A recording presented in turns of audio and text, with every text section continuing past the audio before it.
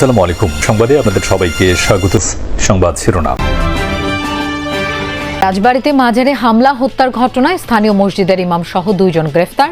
সহিংসতার আরেক মামলায় এখন পর্যন্ত ধরা হয়েছে 16 জনকে। চাঁদপুরে প্রকল্পের কাজে অনিয়ম, সেতু না বানিয়েই বেশিরভাগ বিল তুলে নিয়েছে ঠিকাদার। দুর্ভোগে স্থানীয়রা। চলাচলের অনুপযোগী হয়ে পড়েছে নাটোরের বড় হরিশপুর বাইপাস সড়ক। ভোগান্তিতে যাত্রীরা, ঘটছে দুর্ঘটনাও। নাটোর বড় হরিশপুর বাইপাস দ্রুত সংস্কার করা দরকার। আমাদের গাড়ি চালাতে অনেক অসুবিধা হচ্ছে। 2 দিন পর পর এই রাস্তার কাজ হয়, 7 দিনও যায় না, 3 দিনও যায় না। ভবিষ্যতের বাংলাদেশ বিনির্মাণে নারীদের এগিয়ে আসার আহ্বান জানিয়েছেন বিএনপির নির্বাহী কমিটির সদস্য রুহুল কুদ্দুস তালুকদার দুলু। দুপুরে নাটোরের আলাইপুরে মহিলা দলের 47তম প্রতিষ্ঠাবার্ষিকীর অনুষ্ঠানে এসব কথা বলেন তিনি। দুলু বলেন, দেশের অর্ধেক জনসংখ্যাই নারী, তারা চাইলে অনেক কিছু বদলে দেওয়া সম্ভব। তিনি আশাবাদ ব্যক্ত করেন, নারীরা ঐক্যবদ্ধভাবে ভোটের মাধ্যমে বিপ্লব করে বিএনপিকে ক্ষমতায় আনতে ভূমিকা রাখবে। অনুষ্ঠানের আগে একটি বর্ণাঢ্য শোভাযাত্রা শহর প্রদক্ষিণ করে। জেলা বিএনপির কার্যালয়ে প্রতিষ্ঠাবার্ষিকীর অনুষ্ঠানে উপস্থিত ছিলেন মহিলা দলের জেলা সভাপতি, সাধারণ সম্পাদক সহ অন্যান্যরা। বাংলাদেশের বেশিরভাগ মা বোনেরাই বিএনপি খালেদা জিয়া ধানের শীষকে বেশি ভালোবাসে, এটা আমরা বিশ্বাস করি। এই মহিলারা যদি মনে করে বাংলাদেশের ক্ষমতাকে রদবদল করতে হবে, একমাত্র মহিলারাই পারে বাংলাদেশের ক্ষমতা রদবদল করতে। কুমিল্লা বিশ্ববিদ্যালয় শিক্ষার্থী ও তার মাকে হত্যার বিচার দাবিতে বিক্ষোভ হয়েছে। সকালে পুলিশ সুপার কার্যালয়ের সামনে জড়ো হন নিহত শিক্ষার্থীর সহপাঠীরা। হত্যাকাণ্ডের বিচার দাবিতে বিভিন্ন স্লোগান দেন তারা। বিকেলে সেখান থেকে সরে যায় বিক্ষোভকারীরা। এদিকে দুপুরে পুলিশ সুপার জানিয়েছেন, ওই শিক্ষার্থীকে ধর্ষণের চেষ্টা করে মোবারক। এ সময় তার মা দেখে ফেলায় দুজনকেই হত্যা করেন তিনি। গ্রেফতারের পর পুলিশের কাছে হত্যার বিষয়টি স্বীকারও করেছে মোবারক। এর আগে সোমবার সকালে নগরের কালিয়াজুড়ি এলাকা থেকে মা ও মেয়ের মরদেহ উদ্ধার হয়। এ ঘটনায় দুজনকে গ্রেফতার করেছে আইনশৃঙ্খলা বাহিনী।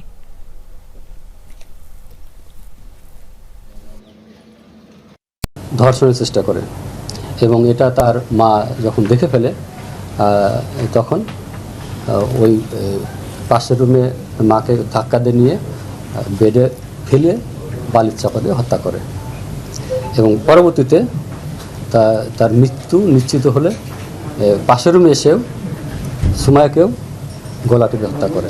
রাজবাড়ীতে নুরাল পাগলার মাজারে হামলা, হত্যা ও মরদেহ কবর থেকে তুলে পোড়ানোর মামলায় 2 জনকে গ্রেফতার করেছে পুলিশ। পুলিশ জানায়, স্থানীয় মসজিদের ইমাম আব্দুল লতিফকে গ্রেফতার করা হয় মানিকগঞ্জ থেকে। গ্রেফতার আরেকজনের নাম অভিমণ্ডল রঞ্জু। এর আগে গতরাতে গোয়ালন্দঘাট থানায় মামলা করেন নুরাল পাগলার ভক্ত নিহত রাসেলের বাবা আজাদ মোল্লা।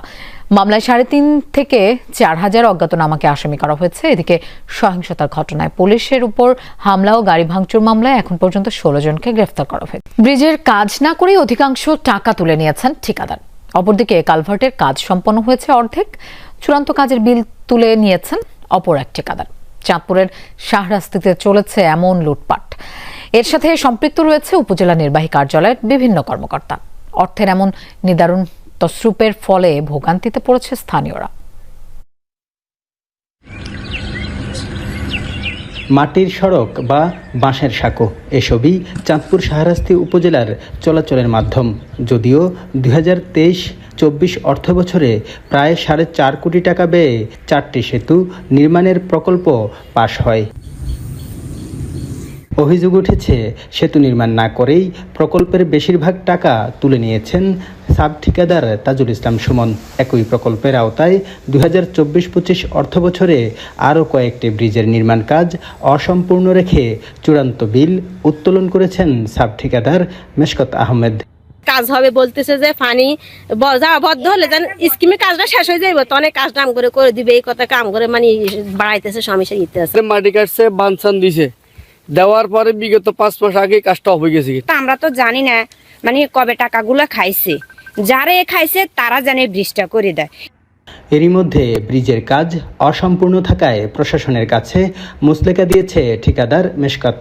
অন্য ঠিকাদার প্রকল্পের কাজ শেষ না হওয়ার কারণ হিসেবে দিলেন নানান অজুহাত। যেহেতু আমি কাজ করবো, আমার 3টা ব্রিজ কাজ কমপ্লিট। তার একটা বিষয় হচ্ছে যে ইরিগেশন, ওই যে হঠাৎ বৃষ্টি এসে যে পানি ফ্লো হয়ে গেছে, এটা তার কারো হাত দেয়। কিন্তু যেখানে প্রকল্পের কাজ অর্ধেকেরও বেশি বাকি, সেখানে বিল উত্তোলন হচ্ছে কিভাবে? যে চলমান অর্থবছর আমাদের সকল প্রকল্প আমরা খুব কঠোরভাবে আমরা এটি সরজমিনে মনিটরিং এর মধ্যে রাখবো, যেন সরকারি অর্থের কোনো অপচয় না হয় এবং প্রকল্পগুলো যথাযথভাবে বাস্তবায়ন হয়। দ্রুত সময়ে নির্মাণ কাজ শেষ করতে সংশ্লিষ্টদের তাগাদা দেওয়া হয়েছে বলে জানালেন জেলা প্রশাসক। অনিয়মের প্রমাণ পাওয়া গেলে ব্যবস্থা নেওয়ার আশ্বাসও দিলেন তিনি।